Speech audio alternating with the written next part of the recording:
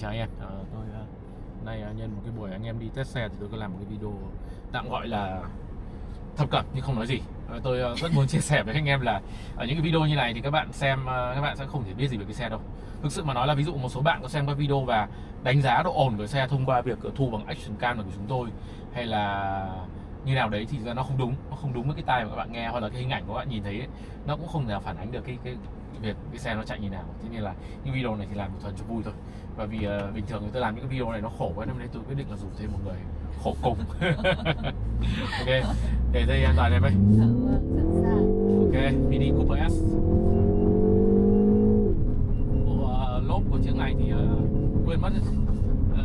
Cái này bảo là thập cẩm nhưng không nói gì, mà vẫn nói một chút xíu là bộ lốp của chiếc này không được tốt lắm ạ. Nó là bộ lốp Hankook hơi cứng.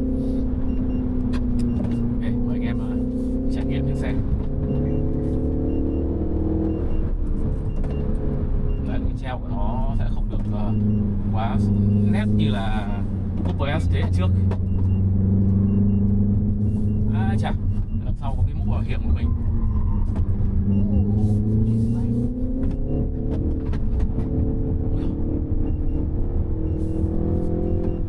Xin phép anh em một phút để tôi dừng lại bảo vệ cái mũ bảo hiểm, cái khổ thân nó bị quăng quật ở đằng sau.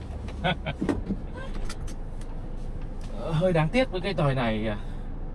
Thì bảo là làm cái video thập cẩm không nói gì, nhưng mà nói một chút là hơi đáng tiếc với cái thời này là cái treo nó bớt cực đoan đi rồi, nó dịu hơn rất nhiều. Anh em đi phố rồi ví dụ gọi là chạy nhẹ nhàng thanh cảnh trong phố thì nó cũng rất là ok, nhưng bây giờ nếu anh em chạy cắt một chút ở đường đèo như này thì sẽ cần phải điều tiết hơn đấy, nó không còn được quá vững như trước.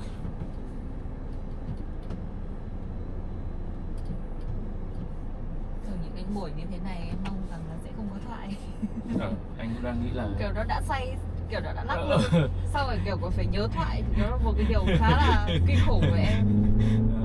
Không phải ai cũng làm được điều đấy đúng không? Tại vì rất nhiều bạn bảo là anh vừa đi vừa nói vậy thì làm sao mà anh tập trung mà lái được. Nhưng mà thôi thì nó là đặc điểm của nghề nghiệp thôi, mỗi người làm thì nó sẽ quen thôi.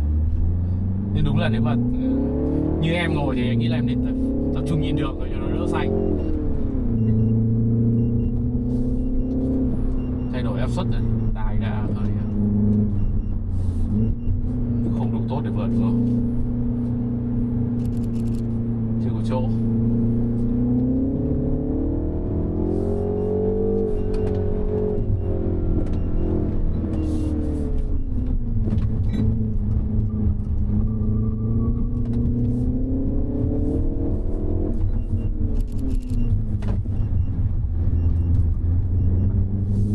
Chưa gặp anh nào đi không thuộc đường lắm, thế là đi vào cái đường cứu nạn rồi nhỉ.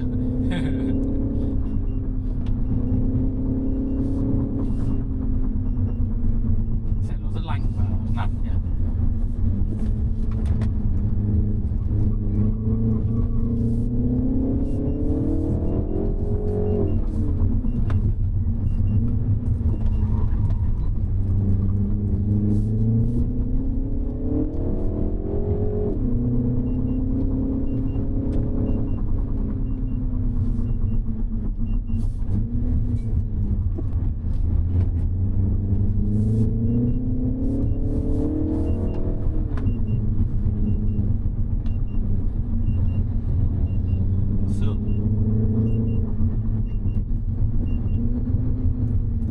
Quay những video này mà thỉnh thoảng tôi có ngáp trên video đấy, anh em phải thông cảm nhé, là lên tăng cao độ quá nhanh nên là tai nó bị ồ như ở đi máy bay ấy.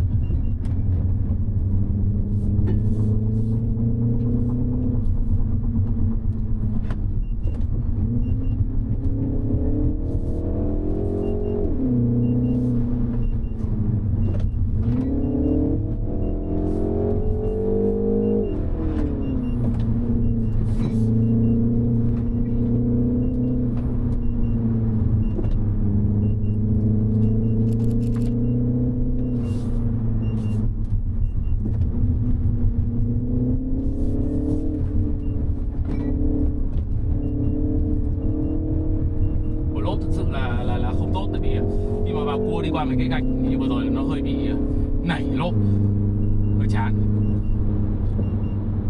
Áp suất lốp thì ok rồi, không có vấn đề gì, mà ây chà, khó rồi.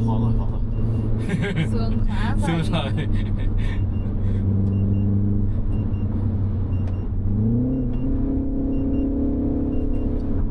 Nhưng máy nó không còn quá là gai góc như cái bản Coupe S trước. Bản Coupe S trước mà chạy như này thì máy nó kiểu gai góc lắm.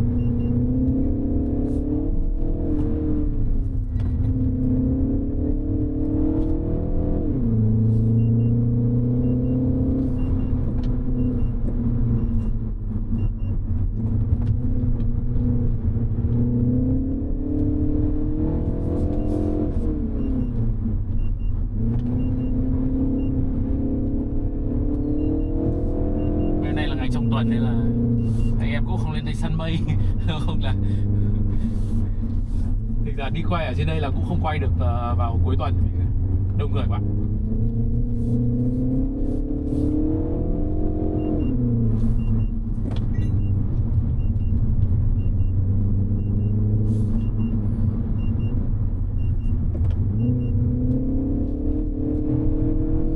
Bộ lốp không được tốt lắm nên những cái pha mà cua như này mà đi trên cái gờ giảm tốc như này thỉnh thoảng lốp nó cứ bị liếc bụp bụp, không đủ độ dính.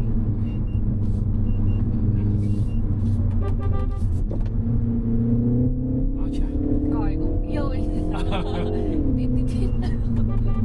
Nghe không.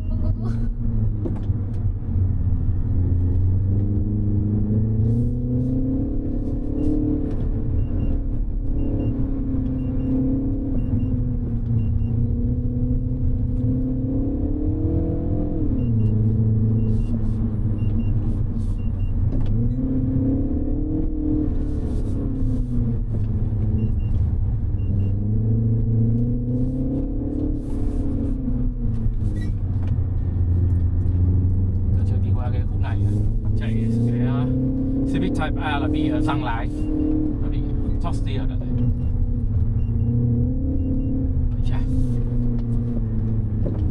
Understeer.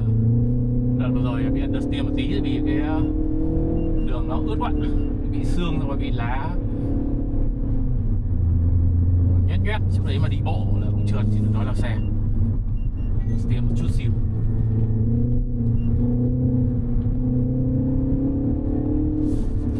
Xe ngắn hơn rất nhiều, trục cơ sở ngắn nhưng mà cái độ lì và sắt ở đây thì không thể so được với Type A.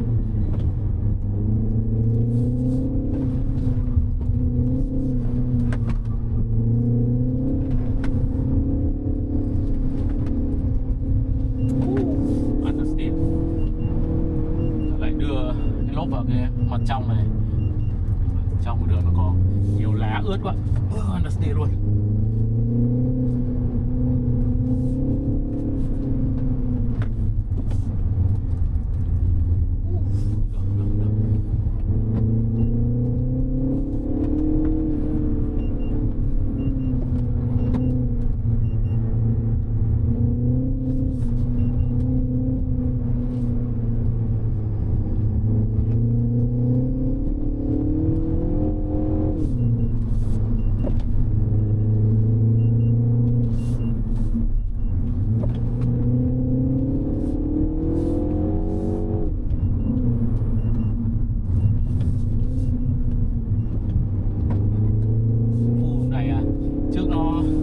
Sau cái đợt bão Yagi là nó mất vãng cây rồi, nó không còn đẹp như trước nữa.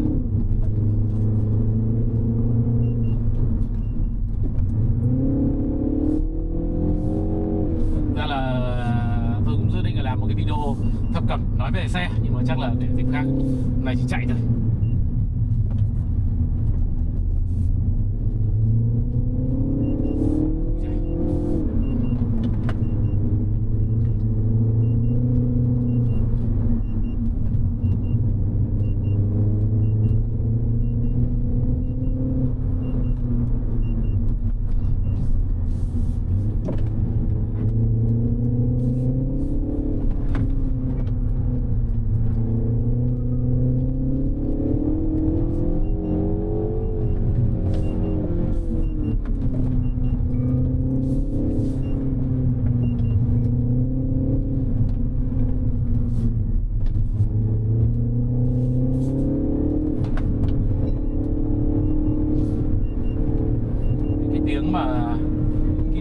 vào nhau là đồ dự phòng của xe ở trong cốp anh em nhé.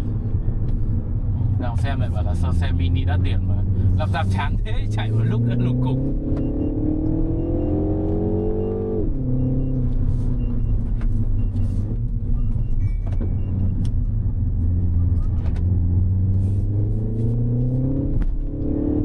Cái khúc cua gặp tay vừa rồi mới thấy cái xe đòn ngắn đi xuống thật.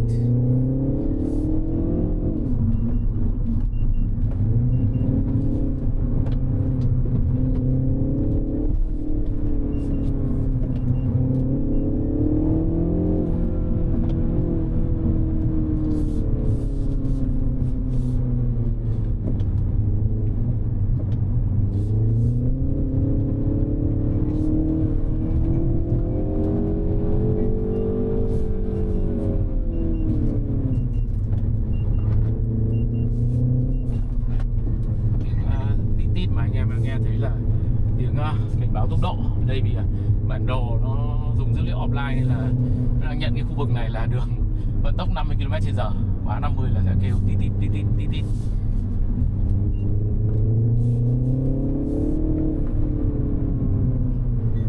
Ok. Phê ha. Ok.